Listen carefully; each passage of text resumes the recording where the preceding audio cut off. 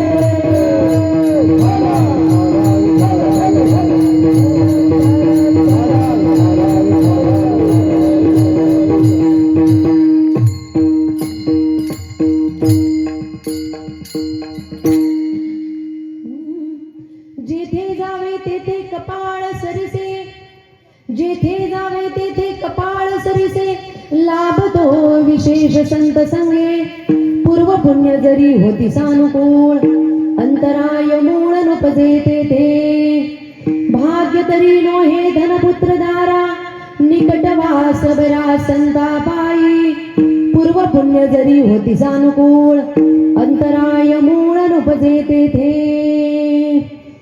तुका म्हणे हेच करावी मिरासी बळी संता पायी द्यावा जीव पूर्व पुण्य जरी होती सानुकूळ अंतराय मूळ नुपजे तेथे विठ्ठल विठ्ठल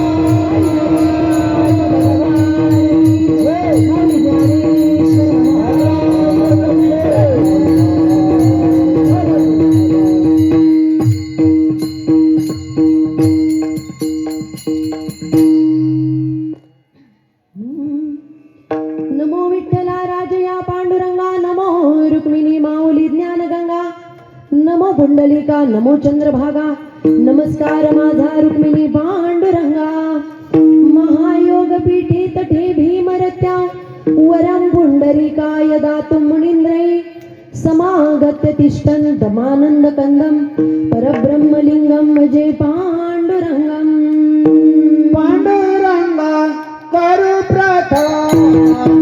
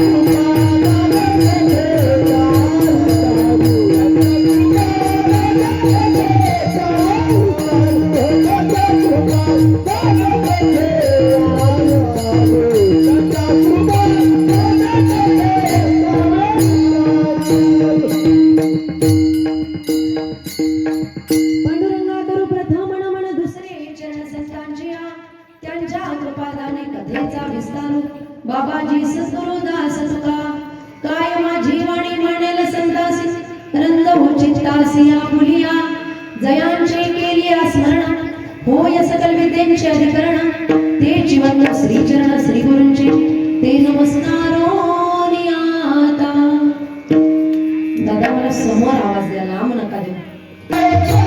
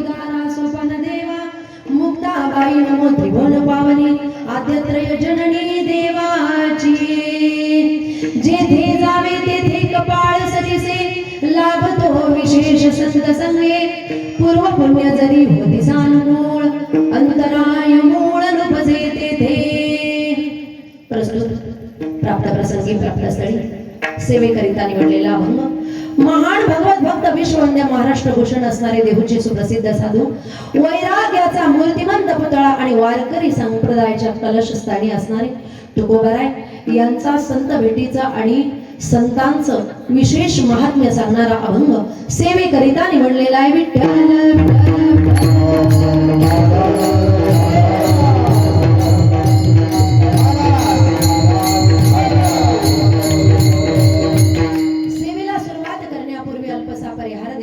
कर्तव्य ठरतं. प्रस्तुत कार्यक्रम निमित्ताने आहे आपणा सर्वांना ज्ञातच आहे. तरी देखील महाशिवरात्रीच्या दिव्य अशा पर्व कालावर भगवान महादेवाच्या सानिध्यामध्ये महादेवाची सेवा सालाबादाप्रमाणे या ठिकाणी समस्त ग्रामस्थ करत असतात. याही वर्षी या सेवेमध्ये अखंड नाम सप्ताहाचं आयोजन केलेलं आहे आणि या आयोजनामध्ये सकाळी काकडा भजन, रामकथा, हरिपाठ आणि हरिकीर्तनाचा तुम्ही सर्वजण लाभ घेत आहात. या ठिकाणी 2022 मध्ये येऊन श्रीमद भागवताची सेवा सुद्धा 7 दिवस झाली होती आणि त्याही वेळेस महाशिवरात्रीच्या दिवशी कीर्तनाची सेवा सुद्धा या ठिकाणी झाली होती. पुन्हा या ठिकाणी येण्याचा हा प्रसंग आलेला आहे. पुन्हा तुम्हा समस्त संत माता पित्यांचं मला दर्शन घडलं म्हणून मी परम भाग्य समजते. या ठिकाणी ही सेवा एक पात्री प्रयोग न करता आपल्याला सगळ्यांनी मिळून करायची आहे. म्हणून ही सेवा करत असताना जेव्हा जेव्हा अधूनमधून विठ्ठल विठ्ठल म्हटलं जाईल त्यावेळेस सगळ्यांनी हात मोकळे करून हाताने टाळी आणि मुखाने भजन करायचे. म्हणजे ही सेवा केवळ एकट्या दुट्ट्याकडून किंवा या स्टेजवरच्या लोकांकडूनच होईल असं नाही. आपण सगळेजण श्रवणाच्या माध्यमातून तर तुम्ही आलेलाच आहात, परंतु भजनाच्या माध्यमातून जरी साथ दिली तरी आपला परमार्थ अधिक उच्च स्तरावर जाईल. म्हणून सगळ्यांनी सहकार्य करायचे आणि भजन करायचे. विठ्ठल विठ्ठल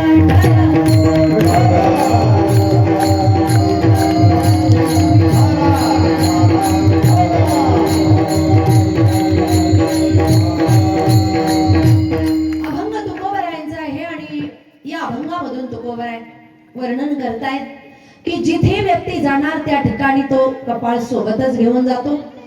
या कपाळामध्ये त्याला अजिबात बदल करता येत नाही. परंतु काही जीवनामध्ये लोक असे असतात, संत महात्मे जे आहेत ते विशेष लाभ प्राप्त करून देऊन कपाळावरच्या रेषा सुद्धा बदलवण्याचं सामर्थ्य आपल्या जवळ ठेवतात. आणि असे संत महात्मे जीवनामध्ये केव्हा भेटतील, कधी भेटतील म्हणतात. पूर्व जन्माचं पुण्य जर असेल तर अशा महात्म्यांची भेट आपल्या जीवनामध्ये होऊ शकते. हेच संत भेट, हेच भाग्याचं लक्षण आहे. आपण तुम्ही आम्ही ज्याला भाग्य म्हणतो ते मुळीच भाग्य नाही. म्हणून अशा दिव्य महात्म्यांची जर भेट झाली तर त्या महात्म्यांच्या चरणावर सर्वस्व जीवभाव समर्पित केला तर आपला उद्धार निश्चितच होईल. हा झाला अभंगाचा सरळ साधा अर्थ. विठ्ठल विठ्ठल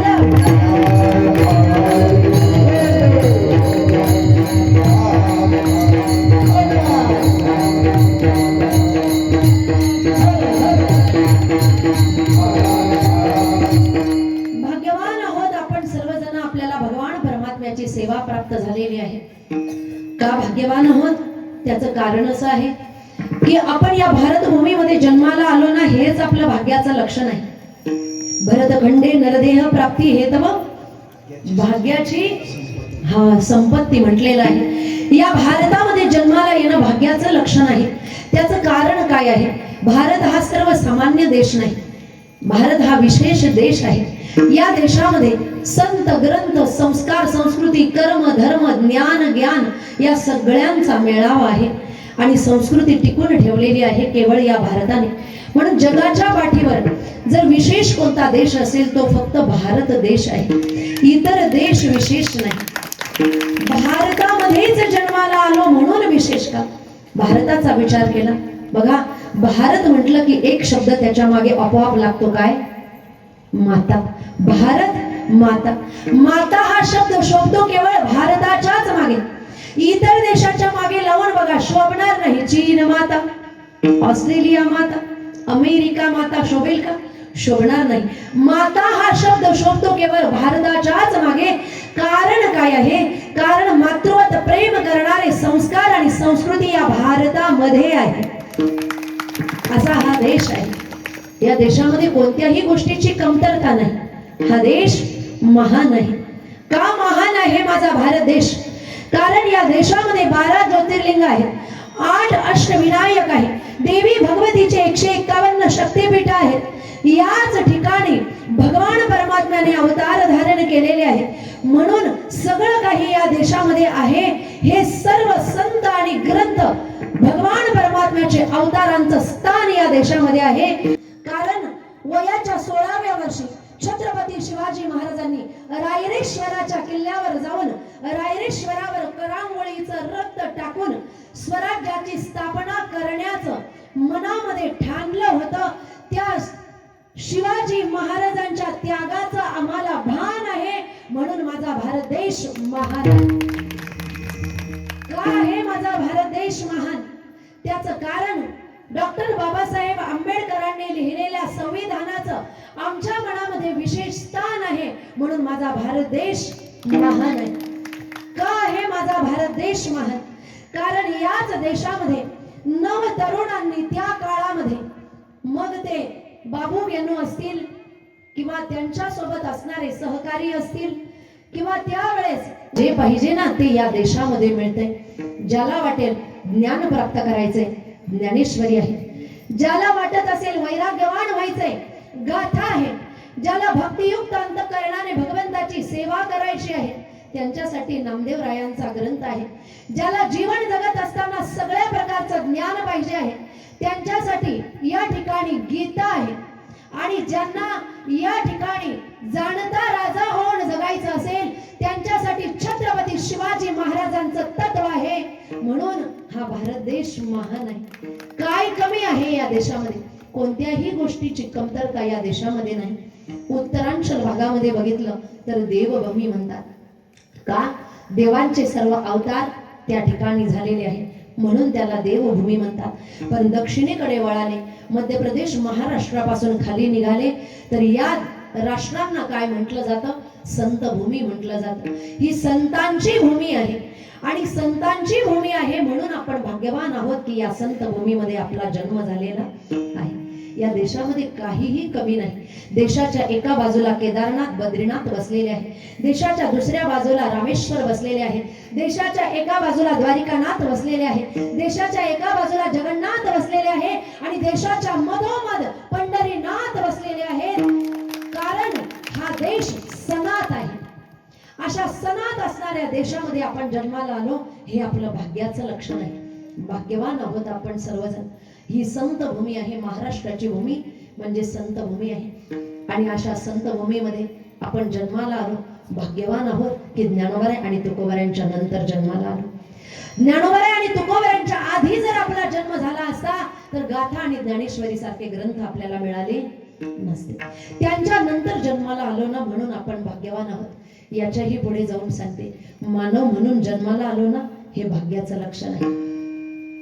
नुसतं भारतामध्ये जन्माला आले, पण प्राणी पशु पक्षी म्हणून जन्माला आलो असतो तर भाग्यवान म्हटलं गेलो असतो नाही. मानव म्हणून जन्माला आलो हे मूळ भाग्याचं लक्षण आहे. कारण या देहामध्येच आपल्याला चांगलं काय, वाईट काय, योग्य काय, अयोग्य काय, कर्म काय, धर्म काय, पाप काय, पुण्य काय, संत काय, ग्रंथ काय, याचं ज्ञान कळतं. बाकीच्या देहामध्ये हे ज्ञान कळत. याच देही घडे देवाचे भजन आणि हे ज्ञान नाही कोठे. याच देहामध्ये आल्यानंतर भजन करता येतं, भक्ती करता येते, परमार्थ करता येतो, ज्ञान प्राप्त करून घेता येते. तुम्ही आम्ही मानव झालो ना, हे भाग्याचं लक्षण आहे. आपण अजून त्याच्याही पुढे भाग्यवान का आहोत?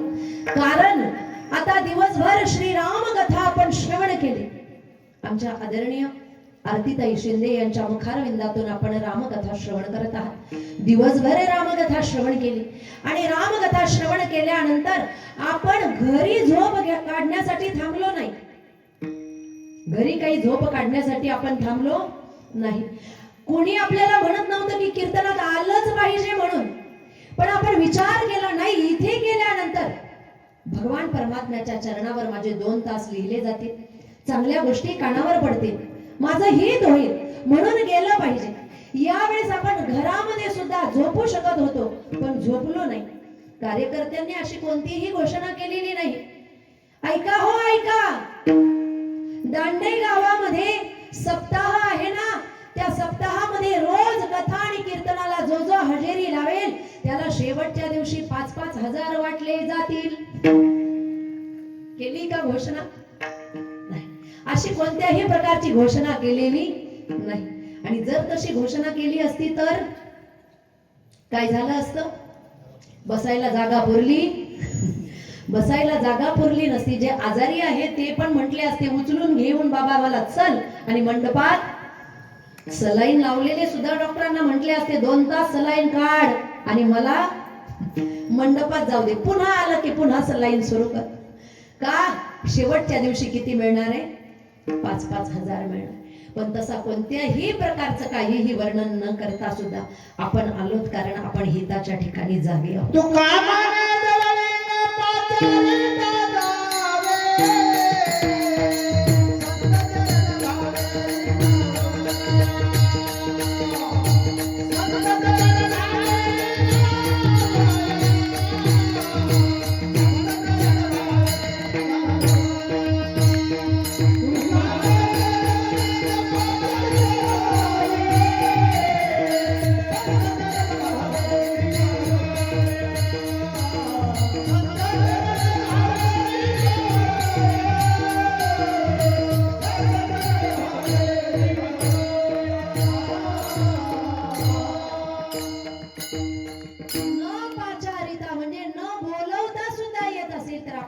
हिताच्या ठिकाणी जागे आहोत.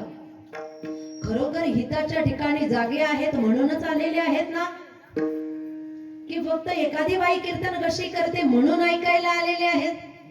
तसं काही नाही ना. कारण एका ठिकाणी कथा झाली, कथा झाल्यानंतर एक आजी आल्या. त्या आजी म्हटल्या वा काय सुंदर कथा केली. मी म्हटलं आजी तुम्हाला काय आवडलं? आजीने उत्तर दिलं, म्हटले घरी झोपेच्या 2-2 गोळ्या घेतल्या तरी मला झोप येत, पण इथे आली की शांत. मी म्हंटल बरं झालं एवढे तरी मार्क पडले, कारण आजी काय येत होत्या, इथे येऊन शांत झोप लागायची म्हणून आजी येत होत्या. पण आपण का आलेलो आहोत? निश्चितच हिताच्या ठिकाणी जागे आहोत ना, म्हणून आपण आलेलो आहोत. आणि असा परमार्थ करत असताना आपल्याला भगवान परमात्म्याची प्राप्ती करायची. तुकोबरायांनी भगवत प्राप्तीसाठीच या ठिकाणी अट्टहास केलेला आहे. तुकोबरायांच्या जर वाङ्मयाचा विचार केला तर गाथेमध्ये अनेक प्रकारचे अभंग आहेत. नामपर प्रकरण, मागणीपर प्रकरण, स्थितीपर प्रकरण, संतपर प्रकरण, अनेक प्रकरण आहेत. त्याच्यामध्ये भरपूर अभंग आहेत. पण सर्वाधिक अभंग जर कुठले असतील तर ते सर्वाधिक अभंग आहेत संतपर प्रकरणातले. का? कारण तुकोबरायांना वर्म कळलं होतं. संत भेटीचं, संत महात्म्याचं, संत चरण रजाचं, संत अलिंगनाचं, सगळ्या प्रकारचं वर्म तुकोबरायांना समजलं होतं. कोणतं वर्म समजलं? गंमत आहे एक परमार्थाची. देवाची कृपा झाल्याशिवाय संत भेट होत नाही आणि संत कृपा झाल्याशिवाय देवाची भेट होत नाही. हे वर्म तुकोबरायांना कळालं. म्हणून तुकोबरायांनी संतांचं महात्म्य वर्णन केलं. संत भेट व्हावी हीच मागणी केली, संत दर्शन व्हावं हीच मागणी केली. प्रकर्षाने संतांच्या बाबतीतच तुकोबरायांनी जास्त लिहिलं. कारण काय आहे? संताशिवाय देव नाही, संताविना प्राप्ती नाही, ऐसे वेद देती ग्वाही. तुकोबरायांना हे वर्म कळालेलं आहे. चला तुम्हाला सुद्धा हे वर्म कळालं. काय? की संत भेटल्यानंतरच देवाची कृपा होते. पण हे वर्म कळाल्यानंतर आपण संत भेट होण्याकरता प्रयत्न केले पाहिजे ना. कळालं आपल्याला हा रस्ता आहे, या रस्त्याने गेलं की मंदिर लागेल, मग आपल्याला काय करावं लागेल? त्या रस्त्याने जावं लागेल. आपल्याला कळालं संतांशिवाय देवाची प्राप्ती नाही, मग आपण संत भेटण्यासाठी प्रयत्न केले पाहिजे ना. प्रयत्न करायला काही हरकत नाही. भेटणार की नाही भेटणार हे पुढचा भाग आहे, हा आपल्या भाग्याचा भाग आहे. पण प्रयत्न तर केले पाहिजे की जीवनामध्ये संत भेट झाली पाहिजे. प्रयत्न करायला काही हरकत नाही. भगवान परमात्मा म्हणतात तू कर्म कर, कर्मण्येवाधिकार असते मा फलेषु कदाचन. तू कर्म कर, फलाची अपेक्षा करू नको. पुढचं द्यायचं की नाही द्यायचं हा विचार मी करेन. म्हणून आपल्याला कर्म आपल्या हातामध्ये दिले नाही. एखाद्या वस्तूची प्राप्ती करायची असेल तर प्रयत्न करणं गरजेचं आहे, तर ती वस्तू मिळेल. घरी बसल्या बसल्या कुठेही काहीही मिळणार नाही. प्रयत्नवाद महत्वाचा आहे. एक तरुण मुलगा 27, 28, 29, 30 लागलं, वय 30 लागलं, पण लग्न काही झालं नाही. याने विचार केला माझं लग्न होत नाहीये. का होत नाही? म्हटले मी काही काम धंदा करत नाही म्हणून लग्न होत नाही. हल्ली आता असंही म्हणणं चुकीचं आहे. मुलं कामही करतायत, घरही आहे, थोडीफार शेतीही आहे, लग्नाचा झालेला आहे, तरीही मुलगी मिळत नाही. आता जर तत्व बदललेले आहे. कारण काय आहे? मुलगी का मिळत नाही? कारण मुलीच्या आईच्या अपेक्षा वाढलेल्या आहेत महाराज. मुलीचे वडील तरी म्हणतात ठीक आहे देऊन टाकू, पण मुलीची आई म्हणते नाही नाही नाही नाही, 2-4 एकरात काय होतंय, 20 एकर पाहिजे. काय म्हणते मुलीची आई? 20 एकर पाहिजे. आणि जर विचारलं मुलगी जाईल का हो शेतात कामाला? म्हटले अजिबात नाही. मग शेत कशाला? नोकरीला आहे ना मुलगा, शेत कशाला पाहिजे? नाही म्हटले नोकरी गेली तरी शेताच्या बळावर माझी मुलगी जगू. त्यांनाही माहिती की शेताच्या बळावर सगळं काही होऊ शकतं. कारण शेतकरी कोण आहे? पहिलेही बळी राजा होता, आजही राजा आहे आणि भविष्यातही राजाच राहणार. फक्त देवाने साथ दिली पाहिजे. कोरोना काळामध्ये सगळ्यांचे 12 वाजले, पण शेतकऱ्याचे 6च वाजले होते. मला 12 वाजले नाही, कारण शेतातलं अन्नधान्य होतं, भाजीपाला होता. शेतात जाऊन निवांत पडायचं आणि खुशाल खायचं. शेतकऱ्याला जरा चिंता कमी होती. बाकीच्यांची चिंता वाढलेली होती का? राजाला कसली चिंता असेल? म्हणून शेतकरी जरी मुलगा असला तरी सुद्धा विचार करायचा नाही. कारण शेतकरी हा असा आहे, दैवाने जर साथ दिली, वर्षभर कामाला गेल्यानंतर एखादा ऑफिसर जेवढा कमवतो, आमचा शेतकरी 4 महिन्यात तेवढं कमवून मोकळा होतो. म्हणून शेतकऱ्याच्या घरी मुलगी देण्यासाठी जास्त विचार करू नका. असेल ना एखादा होतकरू मुलगा, काय बघायचंय मुलामध्ये? शीलवान असला पाहिजे, स्वतःच्या पायावर उभा असला पाहिजे, निर्व्यसनी असला पाहिजे, सदाचारी असला पाहिजे, पारमार्थिक असला पाहिजे, कंसात माळकरी असला पाहिजे. असा मुलगा असला की खुशाल मुलगी द्या, काहीही कमी पडणार नाही, काहीच कमी पडणार नाही. पण आपण काय करतोय? संपत्ती बघतो. संपत्ती दिली आणि सोबत व्यसन जर असतील तर बापाने कमवलेली संपत्ती महिन्यात गमवायला वेळ लागणार नाही. पण जर मुलगा होतकरू असेल आणि त्याचं घर पत्र्याचं आणि झोपडीचं असेल, पण मुलगा जर होतकरू असेल, 4 वर्षात त्या जागेवर बंगला उभा केल्याशिवाय राहणार नाही. मग मुलगा कोणता चांगला? धनवान की शीलवान? हो, शीलही असलं पाहिजे. धन असेल काही हरकत नाही, नसेल पण बाकीच्या गोष्टी बघितल्या पाहिजे. याने विचार केला, मी काहीच करत नाही, माझं लग्न जमत नाही, मी काय करू? काम धंदा करायला पाहिजे. होती वडिलांची शेती 10-15 एकर. म्हटले चला शेतात कामाला जाऊ. शेतामध्ये काही काम धंदे केले तर लोकांना दिसेल तरी आणि लग्न होईल तरी. म्हणून हा शेतामध्ये गेला. उन्हाळ्याचे दिवस, हा कधीही शेतात गेलेला नव्हता. याने पाणी सोडलं, वाफे तयार केले. एक लांगेतून दुसऱ्या लांगेत, एका वाफेतून दुसऱ्या वाफेत, तिसऱ्या वाफेतून चौथ्या वाफेत यांनी लांघ्या पाडल्या, वाफे पाडले, पाणी सोडलं. 8 दिवसामध्ये चिखलाने पाय भरून हा हैराण झाला, कारण याला सवय नव्हती. सवय असेल ना, कामाचा कंटाळा येत नाही. अचानक कामाला लावलं, मग मात्र जीवावर आल्याशिवाय राहत नाही. याने 8च दिवसात विचार केला की शेती करणार इम्पॉसिबल, माझ्याकडून काही होणार. यांनी शेतीचं काम सोडलं, दुसरं काहीतरी करेल म्हटले. रस्त्याने निघाला आणि जाता जाता त्याचं लक्ष गेलं. नदी किनाऱ्यावर एक कोळी मासे पकडण्याचं जाळं घेऊन त्याने जाळं टाकलं होतं. जसा तो मासे पकडायला लागला, त्याने मासे पकडले, नेले, विकले. याने 1-2 दिवस बघितलं. 1 दिवस गेला आणि कोळ्याला विचारलं, का हो तुम्हाला किती नफा होतो, किती फायदा होतो? त्या ठिकाणी त्या कोळ्याने सांगितलं, छोटे छोटे मासे, झिंगे वगैरे काही असले तर ते जर पकडले तर कमी पैसे मिळतात, पण मोठे मासे जर पकडले गेले 2-3 हजार रुपये रोज पडतो. याने विचार केला, हे काम चांगलंय. मग याने ही जाळं आणलं, याने ही नदी किनाऱ्यावर जाऊन बसला, जाळं टाकलं. हा काही जातीवंत कोळी नव्हता. याने जाळं टाकलं पण याला काही मासे पकडता आले नाही.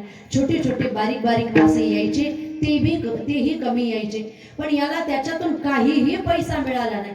आधी याने विचार केला होता कमीत कमी दिवसाला 1000, महिन्याला 30,000, वर्षाचं गणित लावून मोकळा झाला होता. पण 2-3 दिवस याने प्रयत्न केला, त्यातही तो यशस्वी झाला नाही. म्हणून त्याने विचार केला, नाही हे सुद्धा काम मला जमणार नाही. कारण काय आहे, जेनो काम तेनो करे, दुजो करे गोता खावे. म्हणून ज्याचं काम त्यानंच केलं पाहिजे. दुसऱ्याची स्टाईल मारण्याचा प्रयत्न करायचा, हल्ली लोकांना फार सवय झालेली आहे दुसऱ्याची स्टाईल मारण्याची. दुसऱ्याचं बघून तशा पद्धतीने वागण्याची, बोलण्याची, कपडे सगळं काही स्टाईलचा जमाना निघलेला आहे. आमच्या कॉलेजमध्ये एक मुलगा होता, रोज वेगवेगळा भांग पाडून यायचा. हेअरस्टाईल रोज बदललेली असायची. आमच्या अकाउंटन्सीच्या सरांनी विचारलं, काय रे तुझा रोज रोज भांग बदलतो, कधी इकडून इकडे, कधी इकडून इकडे, कधी मागून पुढे, कधी कोंबड्यासारखा तू राहा, काय प्रकारे म्हटले हा, काय करतोय तू रोज रोज असं, शिस्तीत भांग पाडून येता येत नाही. सरांनी जसं म्हटलं तसं त्याने उत्तर दिलं, सर एक दिवस मी अमिताभ बच्चन सारखा भांग पाडतो, एक दिवस मी शाहरुख खान सारखा भांग पाडतो, एक दिवस मी राजेश खन्ना सारखा भांग पाडतो, का मला तसं दिसायचंय. सरांनी कान धरला आणि चांगला पेळला आणि सर म्हटले, वेड्या अरे त्यांच्यासारखा भांग पाडून तू त्यांच्यासारखा दिसणार नाही, तसे गुणही असावे लागतात. तू अशी स्टाईल मार आणि असा भांग पाड की तुझं बघून त्यांनी स्टाईल मारली पाहिजे. म्हटले तुझं बघून त्यांनी स्टाईल मारली पाहिजे, तुझं काहीतरी नवीन बनव ना. दुसऱ्यांचं बघून काय करतोय, प्रयत्न केला पाहिजे. स्वतःचं काहीतरी असलं पाहिजे. दुसऱ्यांचं बघून जमलं ना, त्या ठिकाणी माणूस फसल्याशिवाय राहत नाही.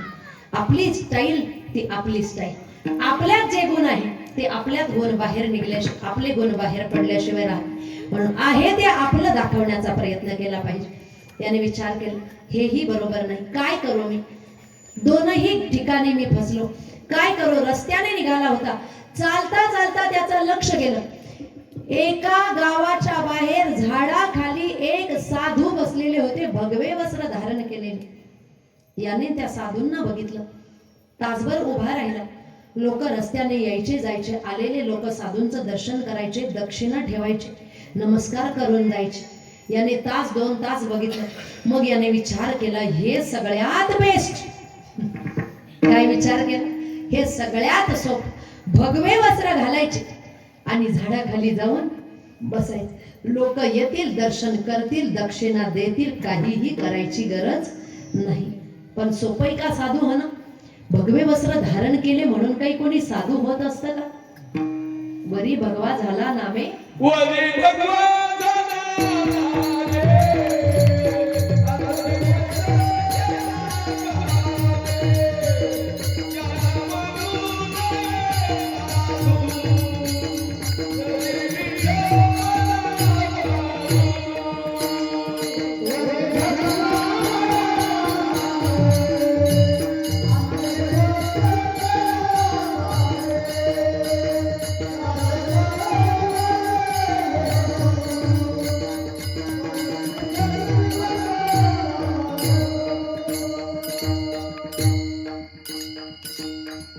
भगवे वस्त्र परिधान केले म्हणून कोणी साधू होत नाही. तुकोबराय तर इथपर्यंत म्हटले, भगव्या रंगाचं कुत्रही असतं, मग त्याला भगवे तारी काय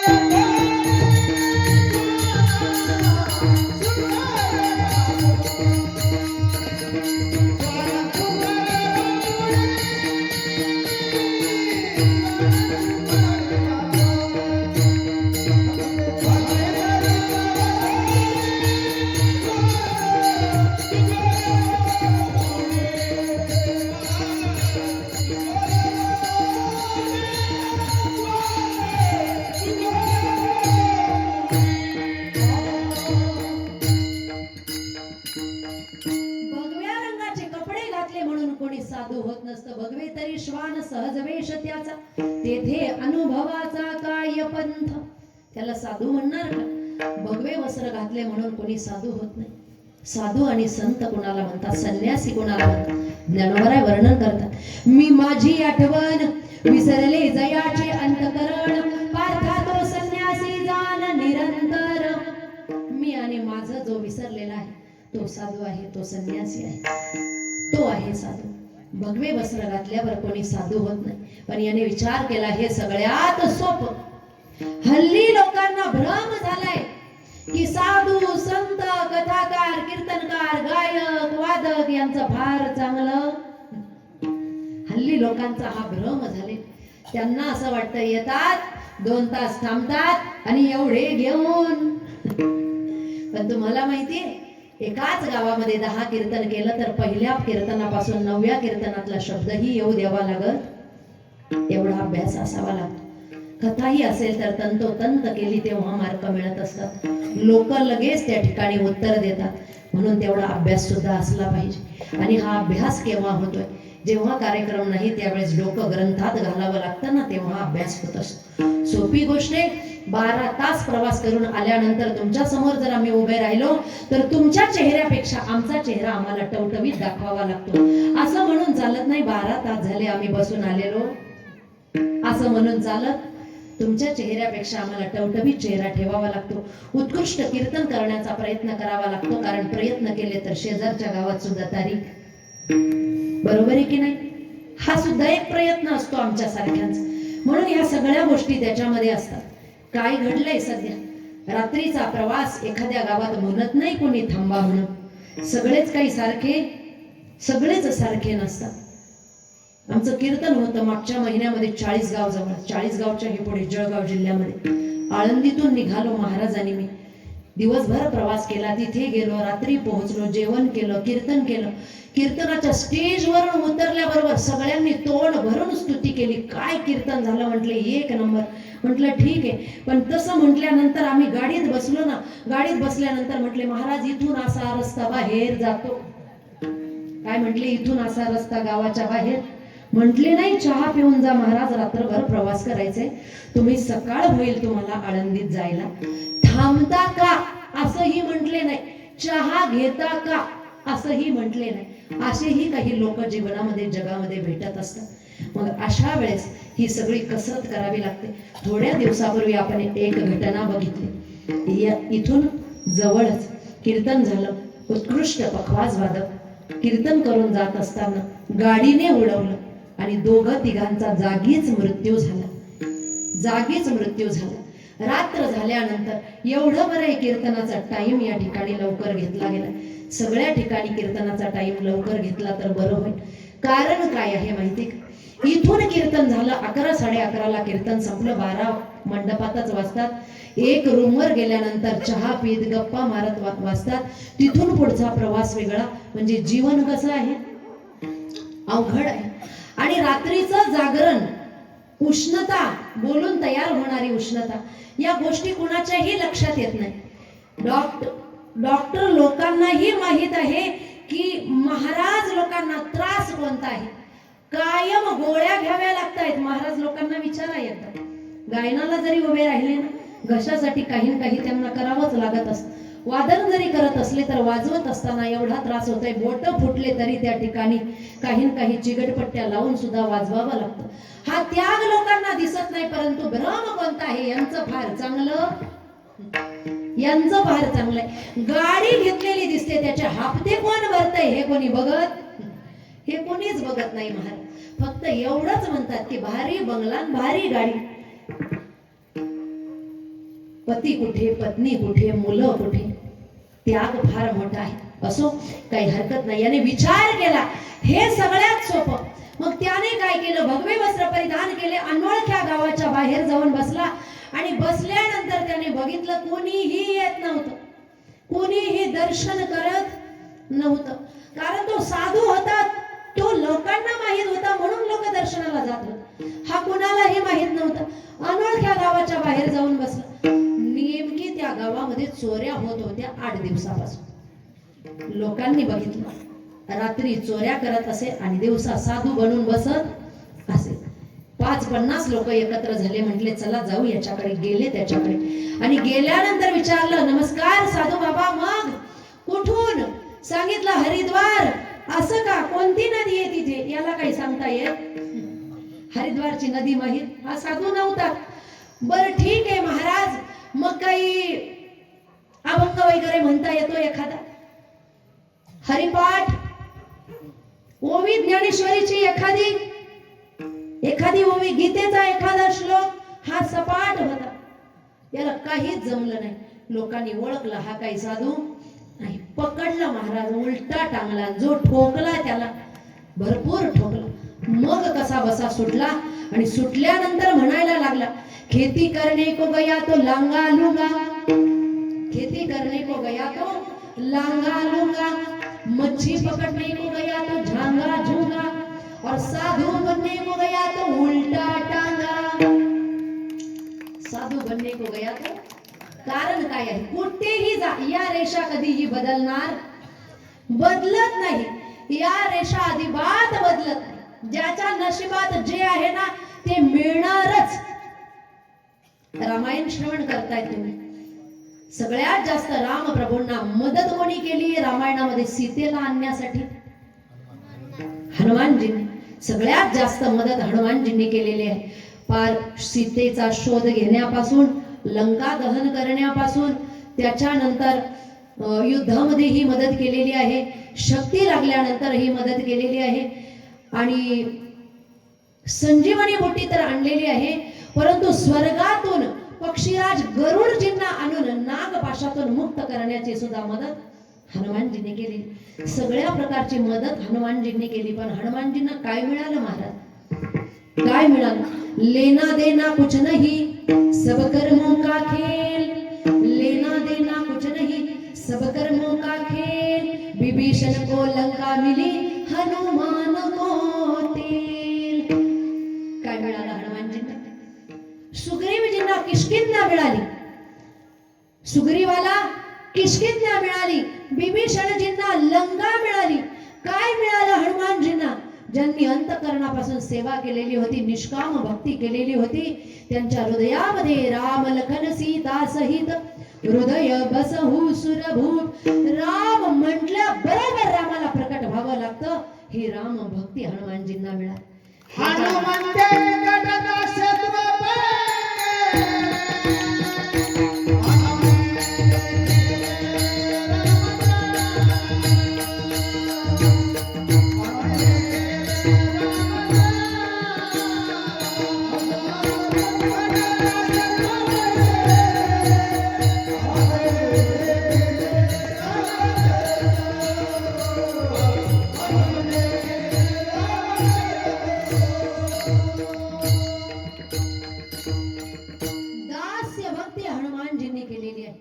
पण त्यांच्या नशिबात जे होतं ते मिळालेलं आहे.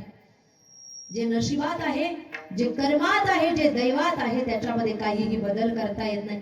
देवाधिकांनाही बदल करता येत नाही. कर्माचा लेखा न चुके ब्रह्मादिका. देवतांनाही कर्म चुकत नाही महाराज, देवांनाही कर्म चुकत. एकदा भगवान महादेव बसलेले होते कैलासावर. समोरून शनिदेवाची स्वारी घेतला, वार बघितला. म्हटले महादेव, उद्याच सकाळी 4 ते 6 तुमचा नंबर तुमच्या राशीवर. शनिदेवाने सांगितलं. शनिदेव निघून गेले आणि शनिदेव गेल्यानंतर विचार करायला लागले. महादेवाला घाम सुटला. देवादिदेव महादेव भयभीत झाले. काय करू काय करू काय करू काय करू काय करू. कारण उद्या शनी राशीवर येणार आणि शनी राशीवर येणं म्हणजे काही सोपं.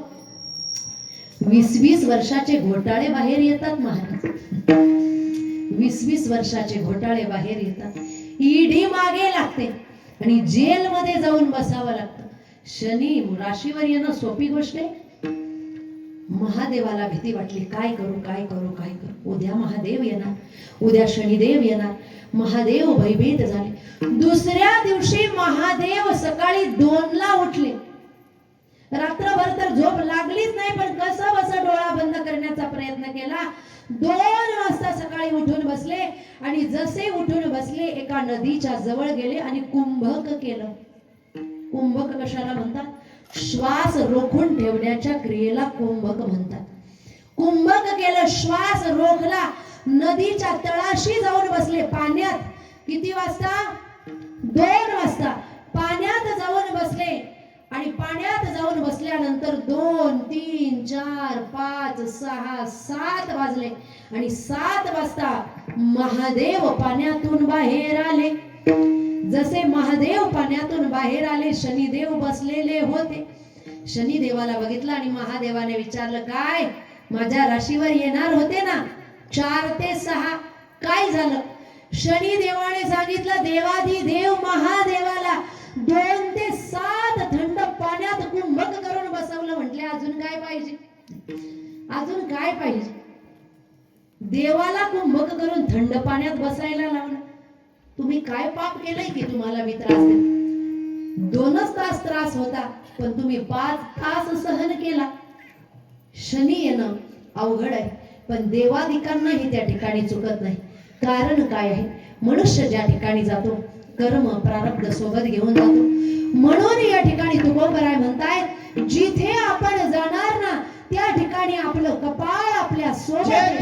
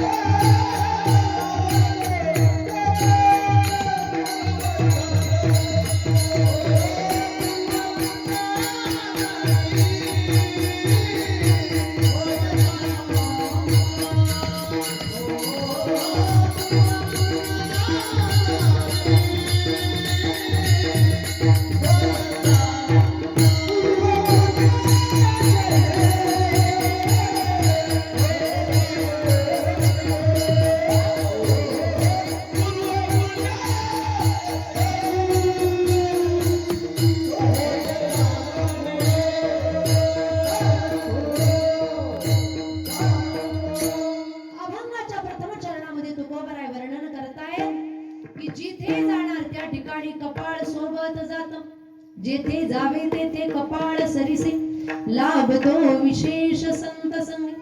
आता माणूस जिथे जाणार तिथे कपाळ सोबत जाणार. माणूस ज्या ठिकाणी गेला त्या ठिकाणी सोबत अवयव नेणारच. अवयव घरी राहणार नाही. असं कधी घडेल का की मी घाईघाईने कीर्तनाला आले हो पण येताना माझं नाकच घरी राहिलं? होईल का असं? असं होईल का? घाईघाईने आले हो पण एक हातच घरी विसरले? नाही होणार. माणूस जिथे जाईल अवयव सोबत जात असतात. असं होऊ शकतं की घाईघाईने गेले हो पण चप्पल घरी राहिली, हे होऊ शकतं. असंही होऊ शकतं घाईघाईने कीर्तनाला आले हो पण मोबाईल घरी राहिला. नाही होऊ शकत. मोबाईल विसरणार. एक वेळ मूल विसरणार पण मोबाईल विसरणार नाही. आधी 3 मूलभूत गरजा होत्या: अन्न, वस्त्र, निवारा. आता 5 आहे: अन्न, वस्त्र, निवारा, चार्जर आणि मोबाईल. याच्याशिवाय माणूस जगू शकत. एक वेळ पोटातला रिचार्ज टाकणार नाही पण मोबाईलचा रिचार्ज टाकल्याशिवाय राहणार मोबाईलचा रिचार्ज टाकल्याशिवाय राहत नाही, कारण तिकडून आधून फोन येतो. 4 दिवस आधीपासून आपल्यापेक्षा त्यांना जास्त काळजी असते की तुमचा बॅलन्स संपणार, लवकरात लवकर रिचार्ज करा. त्यांना जास्त काळजी असते, ते पुन्हा पुन्हा सांगतात आणि आपल्याला म्हणतात रिचार्ज टाकून घ्या. म्हणून ते सगळंच काही सोबत असतं. तसं माणूस जिथे जाणार कपाळ सोबत जाईल. कपाळ शब्दाचा अर्थ काय आहे? संत आणि ग्रंथांच्या दृष्टीने या ठिकाणी कपाळ या शब्दाचा अर्थ आहे कर्म, दैव, नशीब, प्रारब्ध. जिथे जाणार तिथे कर्म प्रारब्ध सोबतच येणार आणि त्याच्यामध्ये अजिबात बदल करता येत नाही. ज्ञानोबराय म्हणतायत ललाटीचे लिहिले न मोडे काही केले, काळे गोरे पान धुतले फिटून नेने. जे लिहिलेलं आहे ना कपाळात, कितीही प्रयत्न केला तरी त्याच्यात बदल करता येत नाही. ज्यांना याचं विशेष ज्ञान असतं, काहींना कपाळ वाचण्याचं, हाताच्या रेषा, पायाच्या रेषा हे सगळं ज्ञान असतं, त्याचाही विशेष अभ्यास असतो. ज्यांचा अभ्यास असतो ते कपाळ वाचून सांगू शकता की आपण किती जगणार आहे, कोणता आजार होणार आहे, कसे आहोत, स्वभाव कसा. रेषा बघून काही लोकांना सगळं काही सांगतायत, त्याचाही अभ्यास असतो. याचा अर्थ पहिलेच सगळं लिहिलेलं असतं, मग ते सगळं होणारच, त्याच्यात बदल होत नाही. पण बदल करणारे एक विशेष व्यक्ती महत्व आहे. ज्ञानोबरांनी माणसांचे प्रकार सांगताना ज्ञानेश्वरीमध्ये 4 प्रकार सांगितलेले आहेत. भक्तांचे प्रकार नाही म्हणत मी, भक्तांचे प्रकार वेगळे, अर्थार्थ जिज्ञासूनादी ते भक्त. माणसांचे प्रकार ज्ञानोबरांनी वेगळे वर्णन केले. ज्ञानोबराय म्हणतात माणसं कसे असतात. पहिला असतो आज्ञार्थी. आज्ञार्थी म्हणजे ज्याला स्वतःचंही हित कळत नाही आणि दुसऱ्यांचंही हित कळत नाही, त्याला म्हणतात आज्ञार्थी. हा आज्ञार्थी कसा असतो? ज्ञानोबरांनी त्याच्यासाठी एक दृष्टांत दिलेला आहे. म्हटले एक पतंग नावाचा पक्षी असतो, दिवा लावला की तो पक्षी उडत उडत त्या दिव्याजवळ येतो आणि पुन्हा पुन्हा झडप घालतो. झडप घालत असताना त्या ठिकाणी तो दिवाही विझवतो आणि स्वतःही जळून मरतो. म्हणजे दुसऱ्यांचंही अहित करतो आणि स्वतःचंही अहित करतो, त्याला हित कळत नाही. याला म्हणतात आज्ञार्थी. आपण आगी जळे नागवे जगाचे डोळे, पतंगो जैसा सळे दीपाची माऊली वर्णन करतात. आज्ञार्थी, हित कळत नाही स्वतःच. 2 मित्र म्हटले कोणत्या देवाची भक्ती करायची? म्हटले महादेव सगळ्यात लवकर प्रसन्न होणार. ठीक आहे, बसले दोघं तपाला. एकाने मन लावून तप केलं, एकाने वरवर केलं. महादेव प्रसन्न झाले. महादेव ज्याने वरवर तप केलेलं होतं त्याला म्हटले तू माग, काय मागायचंय? तू जे मागशील ना तुझ्या मित्राला त्याच्या दुप्पट दे. याने विचार केला, माझ्या दुप्पट मित्राला मिळेल, याच्या पोटात दुखायला लागलं, वाईट वाटायला लागलं, माझ्यापेक्षा मित्राला जास्त मिळेल. आजकाल लोकांना दुःख कोणतं आहे? स्वतःपासून होणारं स्वतःचं दुःख नाहीये, दुसऱ्याचं सुख बघून लोक सध्या जास्त दुखी आहेत. दुसऱ्याचं सुख बघून लोक जास्त दुखी आहेत. एक जण दवाखान्यात गेला, डॉक्टरांना सांगितलं माझं फार पोट दुखतंय. डॉक्टरांनी विचारलं कधीपासून? याने उत्तर दिलं 6 दिवसापासून. जेव्हापासून शेजारच्याने 4 व्हीलर घेतली ना तेव्हापासून माझं पोट. आता डॉक्टरांनी अशी कोणती औषध द्यायची की याचं पोट दुखणं बंद होईल? हा विचार करायला लागला, माझ्या दुप्पट त्याला मिळेल. मग याने काय मागितलं? म्हटले देवा, माझ्या दुप्पट त्याला देणार आहे ना, मग असं करा, माझा 1 डोळा फुटू द्या, 1 हात तुटू द्या, 1 पाय तुटू द्या. म्हणजे त्याचे 2 डोळे, 2 हात, 2 पाय. स्वतःचंही हित नाही आणि दुसऱ्याचं सुद्धा हित. आज्ञार्थी म्हणतात याला. हित कळत नाही, स्वतः वारीला जात नाही, पण दुसरे जर जायला लागले तर त्या ठिकाणी तोंड खुपसल्याशिवाय राहत नाही. रिकामटेकडेच म्हणतात. हे जे कार्यक्रम करतात ना हे कसे आहे? रिकामटेकडे आहेत. पैसा जमा करतात, तिथे लावतात आणि कार्यक्रम करतात. काय गरज आहे म्हटले?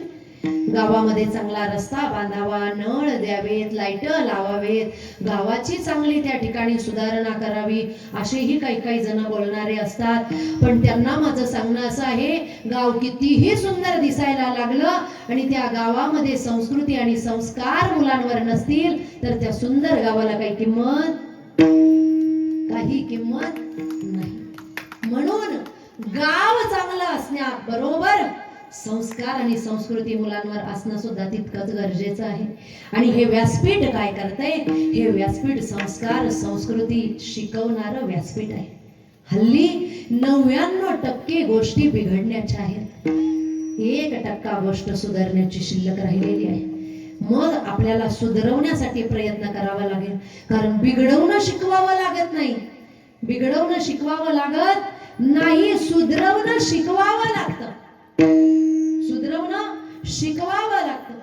म्हणून काही असे अज्ञार्थी असतात की जे उलट बाजूने सुद्धा बोलतात, पण असे कितीही अज्ञार्थी असले तरी त्यांच्याकडे लक्ष द्यायचं नाही. आपलं काम आपण करत राहिलं पाहिजे. तो भगवान परमात्मा कृपा केल्याशिवाय राहणार नाही. दुसरा प्रकार ज्ञानोबांनी वर्णन केलेला आहे स्वार्थी. कसे असतात स्वार्थी लोक? म्हणतात, मने वाचा काय बलतया दुःख देत जाय, स्वार्थ साधित न पाहे पराचे हित. एवढा स्वार्थ त्यांच्यामध्ये असतो की दुसऱ्यांचं हित त्यांना अजिबात चालत नाही, फक्त स्वतःचा स्वार्थ, बाकी दुसऱ्यांचं काहीही होऊ दे. असेही काही लोक स्वार्थी जगामध्ये असतात, फक्त स्वार्थ. गाडीमध्ये 2 जण प्रवास करत होते आणि प्रवास करत असताना अचानक आग लागली. शेजारी बसलेल्या माणसाची मोठीच मोठी दाढी होती, मोठे केस होते दाढीचे. आग लागली, दाढीचे केस जळायला लागले. काय करेल तो? काय करेल? जागेत ना तुम्ही? एकदा ताट बसा बरं. काय करेल? दाढी जळायला लागल्यानंतर हरिपाठ म्हणेल का? काय करेल? दाढी विझवेल. बरोबर आहे ना? या शेजारच्याने बघितलं आग लागली, तो म्हटला, मी काडी पेटी विसरलो, पण बिडी आहे, एकदा माझी बिडी पेटू द्या, मग तुझी दाढी विझव. म्हणजे तुझी दाढी जळली तरी चालेल, पण माझी बिडी पेटली. स्वार्थी याला म्हणतात, स्वार्थी म्हणतात. सासू सुना भजनाला बसल्या, महादेव प्रसन्न झाले. महादेवाने सुनबाईला विचारलं, लहान आहेस ना, तुला विचारतो, काहीही 3 वर मागून घे, तुझ्यापेक्षा 10 पट तुझ्या सासूला मी देईन. हिने विचार केला, 10 पट सासूला मिळेल. स्वार्थी बघा कशी असते. हिने स्वार्थ साधला. पहिले म्हटले की मला सुंदर बनवा, म्हटले तथास्तु, तिच्या 10 पट सुंदर सासू. दुसरा वर मागितला, धनवान बनवा, महादेव म्हटले तथास्तु, हिच्या 10 पट धनवान सासू. हिने तिसरा वर मागितला, म्हटले मला फक्त 10% अटॅकचा झटका येऊ, म्हणजे मी मरणार नाही, पण त्याच्या 10 पट म्हणजे 100% झटका आला की सासू. याला म्हणतात स्वार्थ. फक्त माझं भलं झालं, दुसऱ्यांचं भलं व्हायला, याला म्हणतात स्वार्थ. असेही काही लोक असतात. तिसरा प्रकार ज्ञानोबा वर्णन करतायत. तिसरा प्रकार असा आहे की ते स्वार्थही साधतात आणि परार्थ सुद्धा साधतात. स्वार्थ आणि परार्थ दोनही गोष्टी. कसं? जशी नदी उगम स्थानापासून निघते आणि समुद्रापर्यंत जाते, पण जाताना तिचं समुद्राला मिळणं हे तिचं साध्य आहे, पण जाता जाता तीरावरच्या लोकांना त्या ठिकाणी पाणी देते आणि काय करते? फेडीत पाप ताप, पोखीत तिरीचे पादप, समुद्रा जाय आप गंगेचे जैसे. माऊली वर्णन करतात. दुसऱ्यांचं पाप ताप ही फेडते आणि पूर्णत्वालाही जाते. स्वार्थही आहे, परार्थ सुद्धा आहे. तसा सूर्य जेव्हा उगवतो, स्वतः तळपतो, प्रखर बनतो, पण जगाला प्रकाश देतो. स्वतःही प्रदक्षिणा करतो आणि पृथ्वी भोवती सुद्धा प्रदक्षिणा करत असतो. म्हणजे काय करतोय सूर्य? जगाचं अंध्य फेडीत, स्त्रीची रावळे उघडीत, निघे जैसा भास्वत प्रदक्षिणा. माऊली वर्णन करतात. हा सूर्य काय करतो? प्रदक्षिणाही करतो, जगत कल्याणाचं कार्यही करतो. असं स्वार्थही आणि परार्थही साधणारा प्रकार आहे तिसरा. ज्ञानोबांनी चौथा प्रकार सांगितलेला आहे. चौथा प्रकार असा आहे की जे स्वतःचं अजिबात हित बघत नाही, केवळ जगत कल्याणासाठीच जगतात. जगात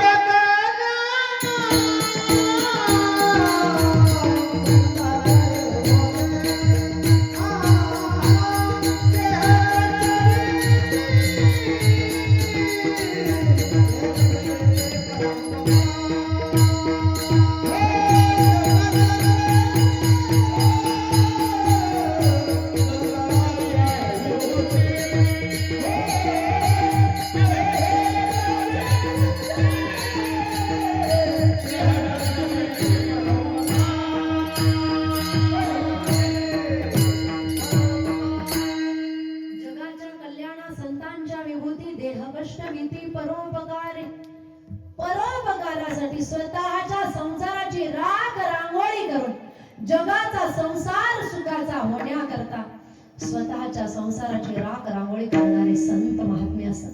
चौथा प्रकार आहे संत महात्मे.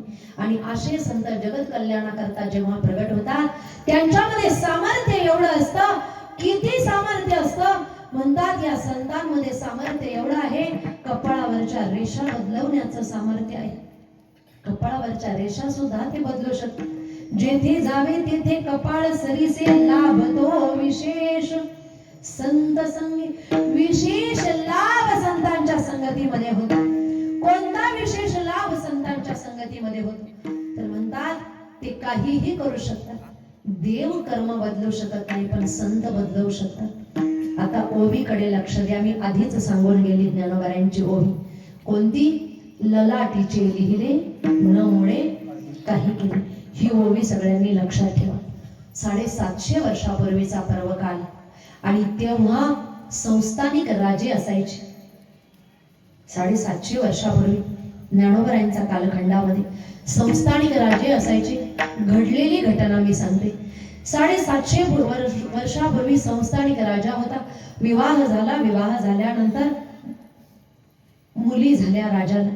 पत्नीपासून पहिली मुलगी, दुसरी मुलगी, तिसरी मुलगी, चौथी मुलगी, पाचवी मुलगी, सहावी मुलगी, सातवी मुलगी.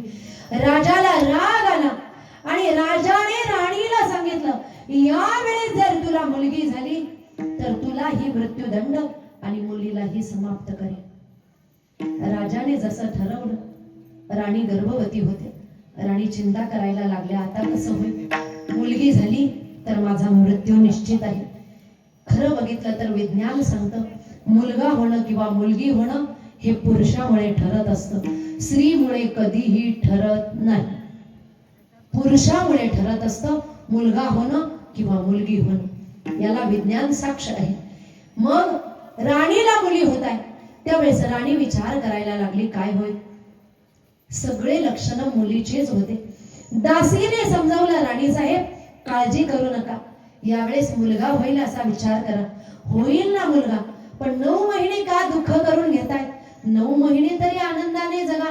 दासीने कसं बसं समजावलं. 9 महिने झाले आणि 9 महिने झाल्यानंतर राणी प्रसूत झाली आणि राणीला पुन्हा मुलगीच झाली. राणीला मुलगी झाली. राणी रडायला लागली. राणी रडायला लागली की आता मुलीलाही मारलं जाईल आणि माझा मृत्यू सुद्धा निश्चित आहे. दासी होती. दासीने धीर दिला, राणी साहेब रडू नका, आपण काहीतरी मार्ग काढू. म्हटले आता काय मार्ग निघणार आहे. आता संपलं, सगळं संपलं. राणीचा धीर सुटला. पण दासी हुशार होती. गावातल्या ब्राह्मणाला दासीने बोलवून आणलं आणि गावातल्या ब्राह्मणाला दासीने सांगितलं, ब्राह्मण देव मुलगी झालेली आहे. मुलगी झाली पण राजाला सांगा मुलगा झालाय. जर तुम्ही राजाला सांगितलं मुलगा झालाय आणि असं सांगा जन्माचं मुलाचं तिथी नक्षत्र वेळ असा होता की ज्याच्यामुळे असा प्रसंग आहे की जर वडिलांनी मुलाचं तोंड बघितलं 12 वर्ष तर अनर्थ होईल. एवढंच सांगा, 12 वर्ष मुलाचं तोंड बघायचं नाही. पण मुलगा झालाय, खोटं बोला. तुम्ही जर खोटं बोलले 12 वर्ष अनर्थ टळेल. 12 वर्ष राणी जगू शकेल. तुम्ही खोटं तर बोला. ब्राह्मण देवतांनी विचार केला, कुणाचे प्राण वाचवण्यासाठी खोटं बोलायला काही हरकत नाही. पुढे जे होईल ते होईल, कारण शास्त्र सांगते काही ठिकाणी खोटं बोललं तरी पाप लागत नाही. 5 ठिकाणी खोटं बोलल्यावर पाप लागत नाही. कुठे? श्रीशु नर्म विवाहेच प्रीत्यर्थे प्राण संकटे गो ब्राह्मणार्थे हिंसायां नान्यतम साचभूंसितम. 5 ठिकाणी. कुठे?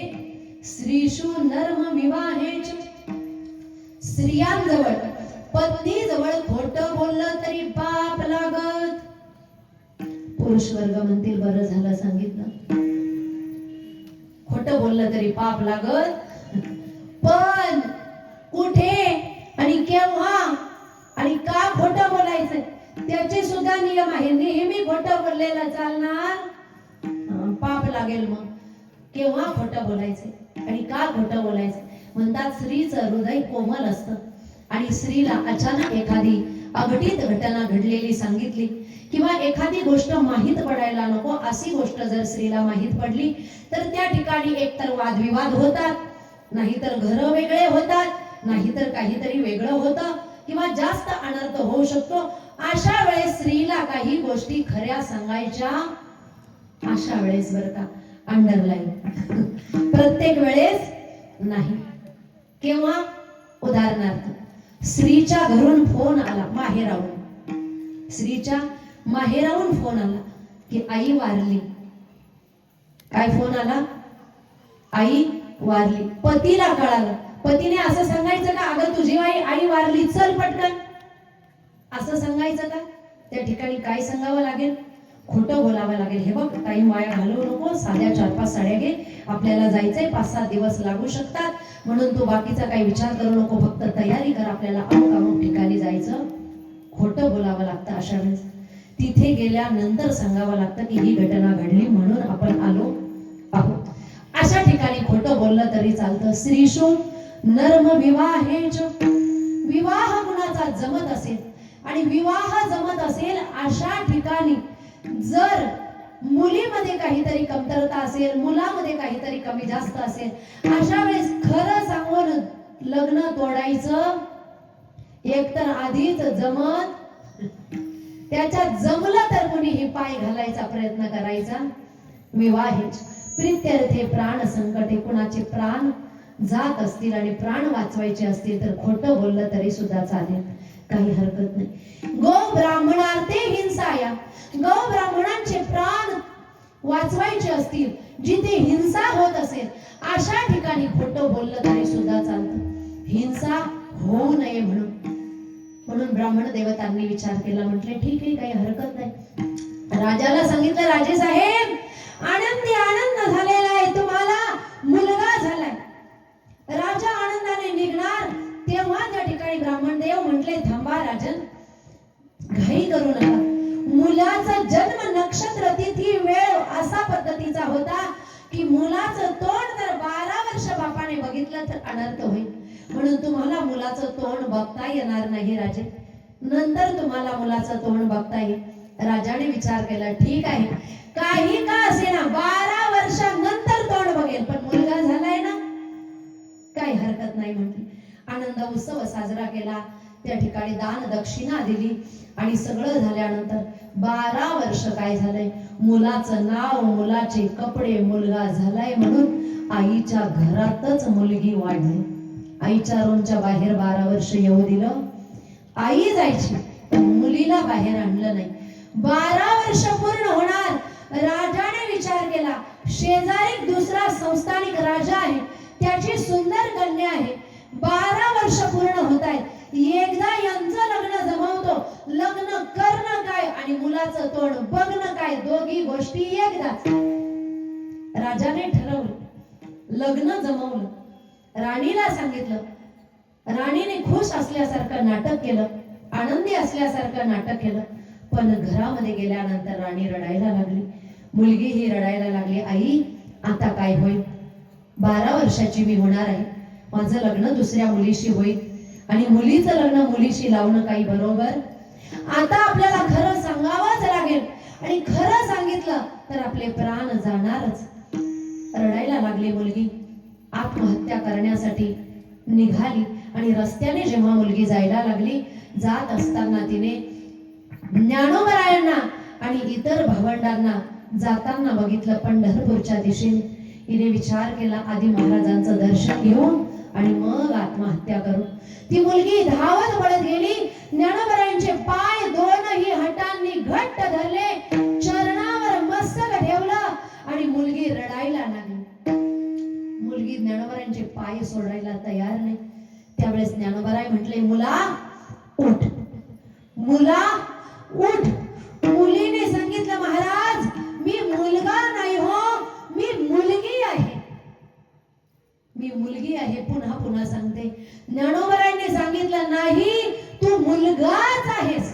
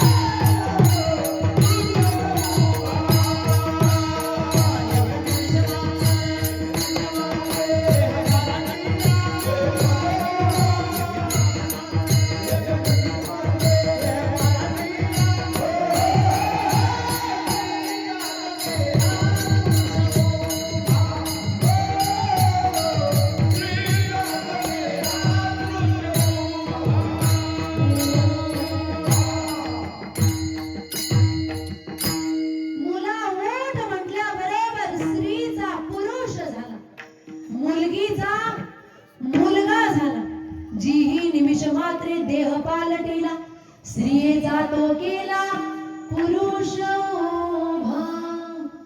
ज्ञानोबरायांनी स्त्रीचा पुरुष केला. ज्या ज्ञानोबरायांनी लिहिलं होतं, ललाटीचे लिहिले न मोडे, काही केले त्या ज्ञानोबरायांनी ललाटीचं लिहिलेलं मोडलं आणि स्त्रीचा पुरुष केलेला आहे. हे सामर्थ्य जर गुणामध्ये असेल तर हे सामर्थ्य संतांमध्ये, हे सामर्थ्य संतांमध्ये. संत काहीही करू शकतात.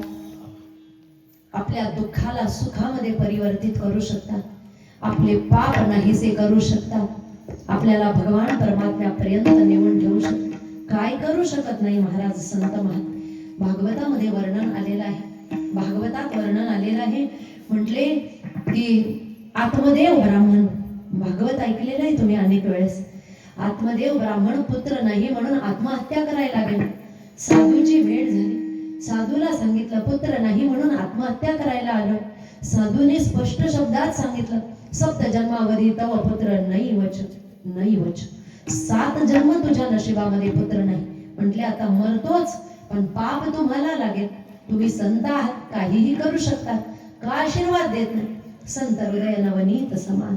फळ दिलं अभिमंत्रित करून. आपल्याला कथा माहिती, फळ घरी नेलं, धुंदुलीने खाल्लं नाही, गाईला खाऊ घातलं, मुलगा झाला. धुंदुलीने खाल्लं असतं तरी मुलगा झाला असता. ज्याच्या नशिबामध्ये 7 जन्म पुत्र संतान नव्हती, त्याला सुद्धा पुत्र होऊ शकत होता. कशामुळे? संत महात्म्यांच्या कृपेमुळे. म्हणून संत काहीही करू शकतात. विशेष हा लाभ संत संगे. संतांच्या संगतीमध्ये असा विशेष लाभ होतो. मग असे संत महात्मे जीवनामध्ये कुठे भेटतील, केव्हा भेटतील? म्हणतात, जर पूर्वजन्माचं सुकृत असेल, पूर्व पुण्य जरी होय सानुकूल, अंतराय मूळ नुपजे तेथे. जर पूर्व जन्माचं चांगलं पुण्य कर्म केलेलं असेल तर या गोष्टी घडू शकतात. कोणत्या? भाग्योदयेन बहुजन्म समर्जितेन सतसंग मंच लभते पुरुषो यदा वै अज्ञान हेतुकृत मोहमदांधकार नाशम विदायहि तदोदयते विवेकः. भाग्योदयेन बहुजन्म समर्जितेन, तेव्हा या घटना जीवनामध्ये घडतात. म्हणून पूर्वपुण्य जरी होती सानुकूळ, अंतराय मूळ नुपजे तेथे. भाग्याचं लक्षण हेच आहे की जीवनामध्ये संत भेट होऊन. तुम्ही आम्ही आपण ज्याला भाग्य म्हणतो, तुकोबराय म्हणतात त्याला भाग्यवान म्हणत नाही. भाग्य तरी नोहे धनपुत्र दारा निकटवास बरा. संतापायी आपण भाग्यवान म्हणतो. कशाला? धनवान असेल भाग्यवान आहे, मुलगा झाला भाग्यवान आहे, लग्न झालं, भाग्यवान आहे. अरे ज्या गोष्टी सगळ्यांच्या घरात आहेत त्या मिळाल्यानंतर कसलं भाग्य. भाग्यवान कुणाला म्हणतात? संतांच्या दृष्टीने भाग्याचं लक्षण काय आहे? म्हणतात जीवनामध्ये संत भेट झाली, भाग्यवान आहे. संत भेट झाली, भाग्यवान आहे. त्याच्यानंतर पंढरीरायाला शरण जात असणार, तुम्ही भाग्यवान आहे. भाग्यवंत मनोजया शरण गेले पंढरीराया. कोणाला म्हणतायत भाग्यवान? भाग्यवंत मनोजया शरण गेले पंढरीराया. कुणाला म्हणतायत भाग्यवान? म्हणतात आतले दोष गेले, काम क्रोध लोभ निमाले ठाईची, अवघी आनंदाची सृष्टी झाली. तुका म्हणे भाग्य या नावे म्हणजे, संसारी जन्मी जे याची लागे. अंतरातले दोष गेले, विषय विकार गेले, समजा भाग्यवान आहे. हे आहे भाग्यवंताचं लक्षण, याला म्हणतात भाग्यवान. बाकीच्या गोष्टींना संत महात्मे भाग्यवान म्हणत नाही. मग जर असं भाग्य आपलं उदयाला यावं वाटत असेल तर आपल्याला भजन करावं लागेल. म्हणून दोनही हात ताट वर करायचे आणि मोठ्या प्रेमाने हाताने टाळी आणि मुखाने भजन करायचं. प्रत्येकाच्या तोंडातून आवाज आला पाहिजे, ओठ हल्ले पाहिजे, आपला आवाज शेजारच्या कानापर्यंत गेला पाहिजे. म्हणून दोनही हात ताटवर करायचे. विठोबा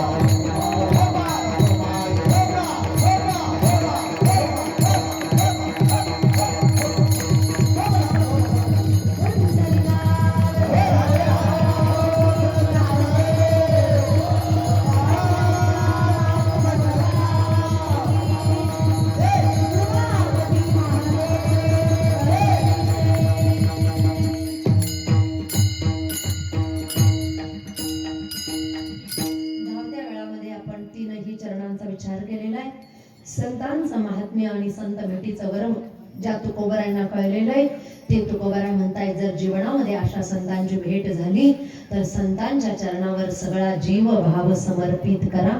अभंगाचं शेवटचं चरण.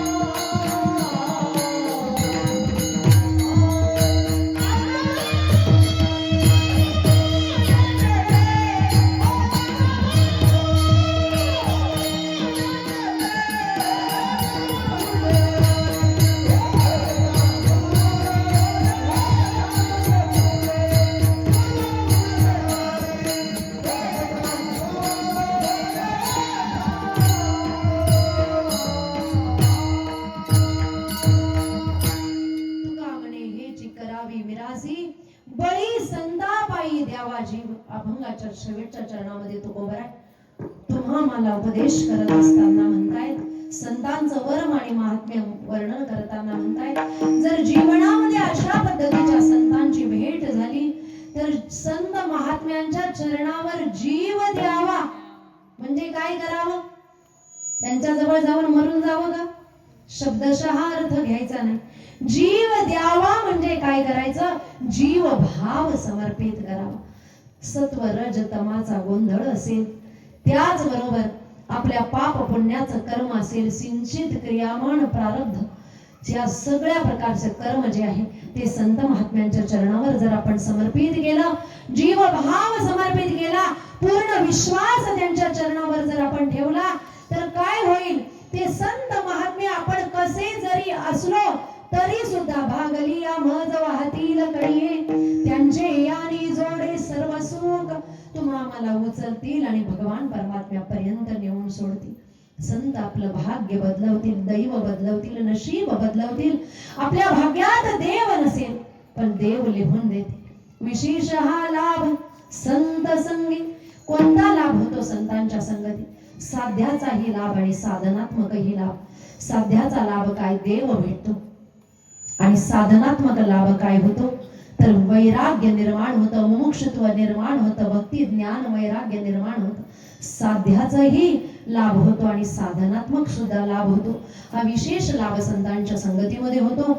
म्हणून आपण भगवान महादेवाच्या चरणी एकच विनंती करूया, हे प्रभू परमात्मा, आमच्या ही जीवनामध्ये संत भेट होऊ दे, आम्हाला आमच्यावर ही संत कृपा होऊ दे, संतांची कृपा आमच्यावर होऊ दे, त्यांची सेवा आमच्याकडून होऊ दे. म्हणून भगवान परमात्म्याकडून संत कृपा, संत भेट, संत दर्शन हेच मागणं आपण आजच्या दिवसाला या ठिकाणी मागूया. या ठिकाणी झालेली सेवा भगवान परमात्म्याच्या चरणी समर्पित करत असताना ज्यांनी मला या ठिकाणी बोलवलं, कार्यक्रमाचे आयोजक, नियोजक, संयोजक, समस्त ग्रामस्थ, सर्व दांडेगाववासी सगळ्यांच्या सहकार्याने हा कार्यक्रम या ठिकाणी चालू आहे. वर्ष आहे 23वे. इको गेलाय, प्लेन झालाय आवाज. 20व्या वर्षी या ठिकाणी हा सोहळा यावर्षीही साजरा केला जातोय. असा सोहळा दरवर्षी व्हावा, याच्याही पेक्षा अधिक चांगल्या पद्धतीने व्हावा. भगवान परमात्म्याची कृपा आपल्या सगळ्यांवर असावी. आपल्याकडून नेहमी ज्ञानेश्वरीची, गाथेची, गीतेची पारायण व्हावे, हीच ईश्वर चरणी प्रार्थना करते. पुन्हा एकदा आपल्या सगळ्यांचे मी या ठिकाणी आभार व्यक्त करते. या ठिकाणी उत्कृष्ट मृदंगाचार्य आहे, सर्व गुणीजन गायक वृंद आहेत, विणेकरी आमच्या भगिनी सुद्धा आहेत. सगळ्यांचं या ठिकाणी सहकार्य आहे. म्हणून सगळ्यांचे मी या ठिकाणी मनपूर्वक आभार व्यक्त करते, कोणाही एकाचा नामोल्लेख न करता.